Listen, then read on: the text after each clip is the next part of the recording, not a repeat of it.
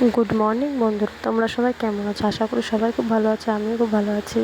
আজকে তোমার দাদাভাই চা নিয়ে এসেছিলো, কিন্তু খেতে পারলাম না। আমরা চা খেতে পারবো না, আজকে উপোস করেছি যেহেতু।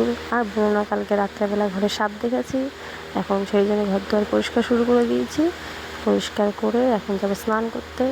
স্নান সেরে এসেছি, এরপর একটু আলতা পরে নেবো, যেহেতু উপোস করেছি। এবার একটু আলতা পরে তারপরে আমি রেডি হতে যাব। আজকে সোমবার প্রথম শাড়ি পরা হয়ে গেছে প্রায়। শাড়ি পরে একটু সাজুগুজু করে নিয়ে তারপরে রেডি হব। রেডি হয়ে তারপরে বেরোবো মন্দিরে। বাবান আর আমিই যাবো, আমার দাদাভাই ছুটি নেই। আমি যাচ্ছি, বাবান আর আমি মন্দিরে প্রায় চলেও এসেছি।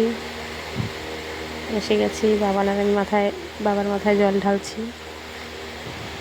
ঢেলে বাবান তো খুব দুষ্টুমি করছিল, আমি জল ঢালবো। আমি ঠিক আছে ঢালো বাবা, ঠিক আছে। জল ঢালছে, প্রায় জল ঢালা কমপ্লিট আমার। এরপরে মালা পরিয়ে দিচ্ছি বাবাকে।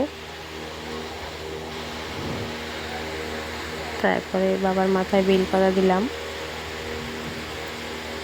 সব সেরে এখন বাবাকে একটু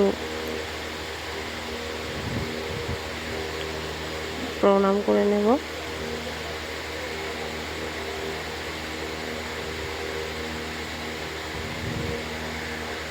হঠাৎ করে ক্যামেরাটা দেখছি ঝাপসা হয়ে আসলো, বুঝতে পারলাম না কেন। যাই হোক, কেউ কিছু মনে করো না, কারণটা আমিও বুঝতে পারলাম না। বাবানও এসে বেলপাতা দেবে বাবার মাথায়।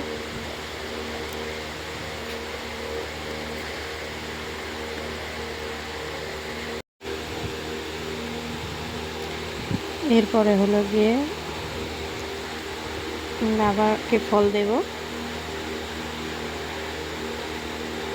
জায়গা নেই আর দেওয়ার মতন, তাও এভাবে দিয়ে দিচ্ছি। ফল দিয়ে বাবাকে প্রণাম করে নিলাম। বন্ধুরা, তোমরা সবাই প্লিজ একটু ফলো করো। দেখো, বাবানও আরতি করতে চলে এসেছে। ভালো লাগলে ভিডিওটাকে একটু লাইক করো। দেখো বাবানও আরতি করলো। দেখো বাবা কত ভালো লাগছে আজকে। বাড়িতে এসে সাবু মাখা নিজেই খেতে হলো। টাটা বন্ধুরা।